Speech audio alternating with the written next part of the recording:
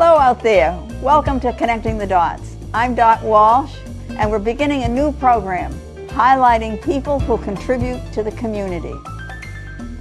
Each session will be different, a new guest and a new story. So keep watching and invite your friends to join us. Thank you. Right on the spot, connecting the dots with Dot Walsh. Have a wonderful day. Welcome to Connecting the Dots. I'm Dot Walsh, and my guest here is Andre Sheldon. And he's been a long-time friend of mine over the years, and he is committed to the work that he's doing. So he is the director of Global Strategy of Nonviolence, and that's his big issue, nonviolence. That's been mine for years, and I don't know if we're getting closer or we're pulling away. So he is going to tell you about some of the things that he's been doing. So welcome, Andre. Oh, thank you very much, Dot. It's nice to see you and nice to be with you. You know, always it's nice to see you. And here we are. I haven't done a program for a while, and here we are together. Great. Doing this program. And the work you're doing is really quite amazing. So Thank you I'm very interested much. in hearing what you have to say. So the title of the program, your program today, is called An Emergency Peace. Peace plan. Yep. Peace Power. Peace plan. Peace Plan, the power of women and nonviolence. Yes. And that's the big part, the power of women and nonviolence. Do you want to say a little something about that? Yes, thank you. Well, namaste, salam, shalom, peace, and in Russian, mir. Well, hello everyone. I'd like to start with a small little story. In 100 years, in 2124, the people will celebrate the 100-year anniversary of a planet united and dedicated to helping others. Because of one action, the starting point. Women rose up as the peacemakers to stop war and militarism via a new global peace movement promoting nonviolence as the doctrine for all societies and countries. Perfect. Yep. An incredible opportunity is here to unite the world. The plan is a global movement of nonviolence for the children, led by women, but not exclusive to women, to prevent, diffuse, and stop war. Stopping war affects all issues, and the movement can begin right away. This is an emergency plan. The wars have changed the world in the wrong direction, towards militarism and division. People's hearts are hardened. We have to reverse the direction towards compassion and unity. And Well, go ahead. there are two main segments, an anti-war movement and a philanthropic foundation promoting goodwill to create trust and respect among nations and people. The plan is designed to unite the people around the world and all the movements, starting with the peace and climate movement, then also the labor movement, youth and indigenous movement, and all the religions and spiritual organizations, and all the mayors and communities in every village, town, and city in every country under one umbrella. Well, that's nice. Nonviolence. Enthusiasm is right there. Thank you. Nonviolence. Well, that's been something that I've been interested in for many, many years, since I was little, and learned. And then when I joined with Lewis at the Peace Abbey and got involved with lots of programs, Stonewalk included. Yes.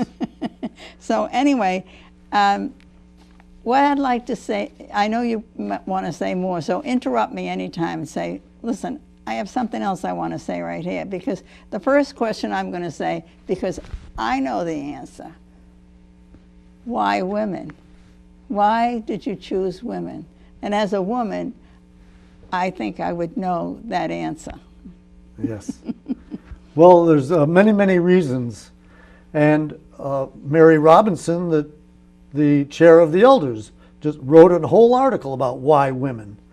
But from my perspective, women have already been uniting around the world for peace and climate. They're doing a great job. And now it's time to unite for the whole world and get the people movement behind it. And women are usually socialized to be the least physically violent. And they're usually the caretakers of the children and of the family and of community. But That's right, and not only that, but they are the people. Not, I shouldn't say rather than men, because I think men do it too. But I think the women multitask, and when they're multitasking, they always include nonviolence in that. It might not be stated that way, but they live it that way. Yes, And they teach the exactly. children. They're teachers of the men teach too. So yes, you know, this does not exclude the men. The men are involved in this. But I think that the women have, you know, they come to the front in many ways, and you have a lot of women that you want to introduce our group to. Yes. But I think also women stand back and sometimes take a second place. They don't take the front. Yes. They stand back and they give it to the man. It's time for women to be heard. Exactly. And Howard Zinn, activist and historian, Yeah, I've noticed that. was my confidant. And he told me that there's no doubt women represent nonviolence best. That's a good quote. Yes. And so in my preparation, I've tried to facilitate and develop the programs to connect the dots. Great. And I have a strategy to begin and sustain the movement. A business plan. It includes the raising of billions and billions, millions and millions of dollars. And it includes the largest marketing campaign of outreach and promotion ever devised. Okay, well, you know, that's very interesting. People, I think, are right now, because it happens to be voting season, and I think we get lots of mail and lots of requests for money. And if everything was under one umbrella, you know, if all of the, you know, Yes. food for children, save the women, all of those programs came under one umbrella, it would make it a lot easier. So we would give one donation for the nonviolence. Exactly right, Dot. You hit it on the head. Good. And so I see that when women leaders come to the forefront and they announce that the movement is coming, women around the world will all join. So that's the power of uniting. Right. So it's about the power of nonviolence, the power of women, power of uniting, power of leadership. And I think that there's an opportunity now, because of the people around the world are trying to stop the violence in the wars.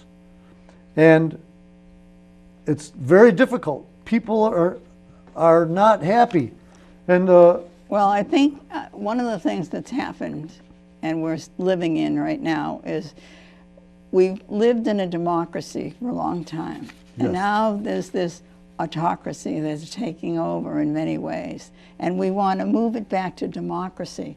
And if all people are in a project that involves each one, and it's not just, well, I'm working for climate and I'm working for the children. It's all under the same umbrella. And then we're not against each other, we're with each other.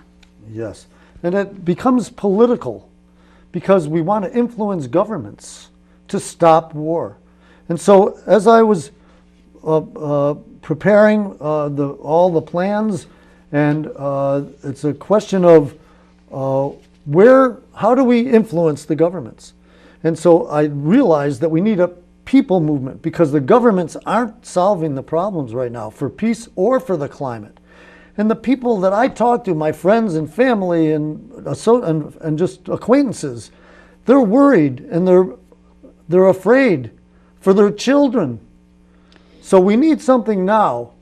And so I've been working hard to set up the parameters to make it, to start the movement. And I was fortunate to be introduced to the Secretary General of the United Nations. I met with his staff and I presented the plan. And now I'm ready, and I'm going back to meet with Secretary General Guterres to set the movement in motion. And there are a lot of obstacles still. And so what I'm doing is I have a specific strategy prepared, so in one action, all the elements come together. What's that action? That's the good question. I want people to contact me and talk about it. But the one action is that when I meet with the Secretary General, I'm going to ask him to assemble the women leaders, philanthropists, media personnel, and civil society experts. So you've met with him before? Not with the Secretary General, with his staff. He's very busy, and so, of course, I have to go through this process. Right. And the main thing is that when the women leaders come together, then that's the time when it'll be ready to roll. And so all I'm looking for is one woman leader now to go with me to the Secretary General, or two women leaders. And then I'll make the appointment. So every day I'm communicating with women leaders, but they're all busy. And so I'm here to say that if people want to be involved, join the excitement and meet with women leaders from around the world, then please give me a call. Well, that sounds like you've got a plan. Yes. One of the things that I see from when I read magazines and I listen to the news is that every country is still isolated. We have the UN, we have different groups that bring people together to plan. A lot of it sometimes is planning about how to react to war, but a plan for nonviolence. But it has to be simple. It has to be something that women are attracted to, but also see that they would be able to give time to it and work in their own little spectrum. And exactly, and that's why I'm looking for people to, what are they going to do when the movement starts? And how everyone always asks at the end of a meeting, what can I do?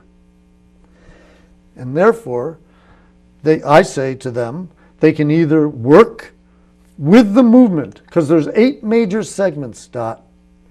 And that gives the women and everyone that wants to work with the movement a chance to find where they fit in. And that's for local and global application. And then with that,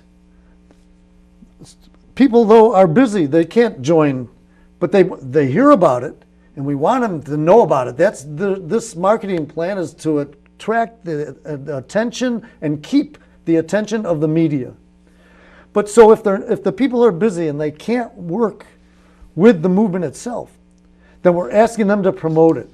So when they're promoting their own cause, if it's for health, if it's for medical, if it's for human rights, if it's for peace or climate, while they're promoting their own cause, also promote the mother movement. Well, you're calling it the mother movement? Or a movement of nonviolence. So because it's women, I call it a mother movement. But not all women are mothers. So I think perhaps we won't use that phrase then. Yes, that's Well, right. I think, we you don't know- want to eliminate anyone. That's a very good point. Right. And I think if you use nonviolence, that might work with more people. Right. And one of the main points then is we want the people to tell everybody and tell everyone that there's a movement of nonviolence, and tell them that it's everywhere. It's in every country. That's the request of the whole world. That's the simplicity of it, is to just be the promotion and the outreach for the movement. So Well- that actually, though, excuse me one second, is in the budget that I designed. Most of the funds go for the positive aspects of the work. So that when we're raising money, people will ask, well, oh, is this just for stopping war? No, it's much more complicated. That's the objective of the philanthropic foundation, is to say, no, we're going to be helping others. And that's where people want to work and devote their time and energy. So there's the strength of it. Right, and I appreciate that. What I see though is we're still very much, separated. There's this group and they're working for the same, motivation, Yes. that you're talking about. What they don't sometimes include is nonviolence, even though their program and their project involves nonviolence. That's right. They don't come out and say that up front. That's right. And that's where the leaders come in. There's a design for a proclamation, a declaration, a vision statement, the mission statement, and an oath of nonviolence. But we want to be in the public eye. And therefore, I recommend and have networked with women leaders from around the world. I've been very fortunate, but that's my effort, as I constantly am working to do that. And the women, there are a few specific women that I think can change the world. In particular, Beatrice Finn, Naomi Klein, and Alice Walker. They can enlist their entire constituencies, and they can move mountains. Can I stop you for a minute? Sure. I'd like you to take each one of them and just say a little bit about them, because Yes. our audience may not know those women. Yes. So the objective is to reach out to entire movements. That's my theory, is that there's women leaders right now in positions to enlist the whole world. Starting with these three women. Beatrice Finn was the executive director of the International Campaign to Abolish Nuclear Weapons. So she can enlist the entire anti-nuclear and peace movement because she's famous right now. She's now stepped down from her position to go on to the next step. And I'd be asking her to promote this global movement of nonviolence, to enlist the women. And then if she's busy with her own work, that's fine, but she's needed in the world right now. And Absolutely. Naomi Klein is from the climate movement, same exact thing, and Alice Walker from the people movement. But there's one other one too. There's Karen Armstrong, I'm familiar with her. and she's and the her founder work. of Charter for Compassion. And she can unite all the religions and spiritual leaders. She already has. But now to fit in with all the movements together under, to make it simple, one umbrella. That's right. So yeah, I love the work that she does. The Charter Absolutely. of Compassion is wonderful work, and they, Yes. and they do reach out to a lot of people in different groups, but they're still individual. And I think there has to be some way to bring them together. Yes, and that's nonviolence. So the women become the lobbyists.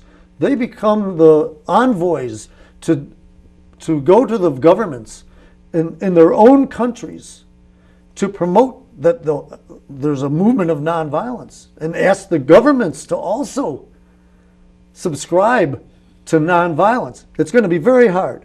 There's many obstacles, but the theory is, again, the power of unity and the power of the message, that now, once and for all, that women are taking the world stage to say, we don't want this war anymore.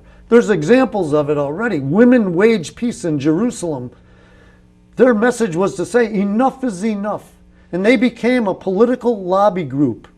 Yet they did not have the power to stop the war that just happened and the massacre. Maybe we can't stop massacres, but we want nonviolence to prevail and people to know it. There's the goal for the whole society, because we're neglecting the climate crises. We need to devote our efforts and funds to that. And that's where Pat Mitchell comes in.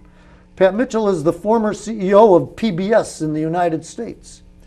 And she's the founder of Connected Women Leaders for the climate movement. They're already doing it. Now, but they're still isolated. my proposal is all joined together. And so I have, to start the movement, I have an awareness campaign, a catalyst, and a plan for everyone to find out about it. Well, that's good. That's wonderful. One thing, again, I think one of the difficulties will be is each group sees themselves having all the parts, and they don't have all the parts. We know that. Right, but if they saw nonviolence as you think about some of the past leaders of nonviolence and what they did. And they did simple things, but they called people together. And it was a beautiful movement, Yes. Think of, And that's why I chose the term, a movement of nonviolence, a global movement of nonviolence, because Gandhi and King were famous for movements of nonviolence. And bringing people together. And therefore it's a sign of success. So they didn't have success with every element and we won't have success with every element. And people won't agree with every aspect of the plan. But the overall aspect is where the strength is. Nonviolence. Nonviolence. And the power of Exactly. women. And the power of women. And women do have a lot of power. It's not recognized sometimes. That's right. And there's a woman from the climate movement, the founder of Women's Earth and Climate Network, We Can. She is powerful, and her statement was, quote, "It is time for a fierce, loving call for a global women's movement. We are in the fight for our lives. There's no doubt about it. The only way is to lock arms and stand in solidarity." I just love that quote. That's a great And that's quote. that was for the climate movement. Those are the same words that are needed for the peace movement. Right. Yes. So I want to ask you a question, Andre. Yes. So what inspires you? When I see all the activities, there's so much going on. Around the world. Around the world. Last week, Unity Earth had 3 days of a webinar with 1,600 different organizations involved with promoting unity and compassion and forgiveness. They did it all, and there's a group called We the World, and it's fantastic. They're doing great work. Yet, even with all these wonderful initiatives, we're not stopping war, and all the scholars and all the think tanks, it's not working. We need something different and special. That's right. And it's nonviolence is here, and then violence is over here. And there's so much violence, and and we hear all about the people being killed by guns and the gun, and so that's some of the negative that comes up against nonviolence. But it Yes. also sparks the interest in nonviolence. How do we teach children to be nonviolent? I love that question, because in the title, Global Movement of Nonviolence for the Children, this is to socialize the children. It's a macro plan. It has its micro elements, but overall it's a macro plan that says we need to prepare, practice, and teach nonviolence. Everyone, promote it overtly. Yes, exactly. So as we're talking, I'm thinking about how, if someone listening today is interested in the work that you're doing, how could they reach you? Yes, the easiest way is by email, and my email address is andre@globalstrategyofnonviolence.org. Okay, we'll put that up on the screen too, so that Wonderful. people will Thank have you. that. Yes. So, but I think that's what you want to bring people together. You want to bring people, give them some information also. So, have you a way of recording all of the groups and their leaders in one, like? Recording them as No, far I as... mean just listing them so that you have a paper of that. Oh, yes, thing. yes. You do, you have that. yes. That's a good thing. I think that gives people something concrete to look at. So you say, okay, so here's this group and here's the next group. So anyway, you may want to say some words yourself, so I'll let you have the show. Go ahead. Yeah, thank you. Well, I think we are failing the children, and the world crises need to be addressed, especially the climate movement, and the wars are derailing all the good efforts. And so the world's in trouble, and we are not prepared to be nonviolent. So how can we expect to stop war and violence? So we, the people, must commit to nonviolence and act as if we were first responders, because unfortunately, I predict another major incident or mistake or accident will occur, or a crazy person will commit some terrible atrocity that will spark an uproar of violence. And I predict, unfortunately, that violence will come again because of the elections. And so there's going to be nonviolence at home and abroad, and we haven't hit rock bottom. I'm not a doomsayer, I'm a planner. Well, let's leave our audience with a positive Absolutely. outlook. I hope I'm wrong. Exactly, I hope I'm wrong. So we need a plan of action. And when I'm promoting nonviolence, it makes me feel good. And I hope anyone else that's out there that wants to join in, you'll see when you're done promoting nonviolence, it's a wonderful feeling. So I believe that without the people in every country participating, there will be no peace. And without women leading the way, there'll be no change. We need something different and special, and there is another way. The answer is nonviolence. Make it the goal, not just adhering to nonviolence. And it's time to create the largest people movement ever seen, to create political clout, to influence governments, and to change ourselves and change our cultures of violence. This is the time, Dot, to harness the power of women and nonviolence. So what would you like to say in closing? Yes, that the people of the world are ready for something. They're waiting for something good to happen. And what better way than to promote nonviolence and create trust and respect among nations and people. Nations and people. Thank you very much, Dot, for having me. Namaste. Peace and love. Peace and love. Namaste.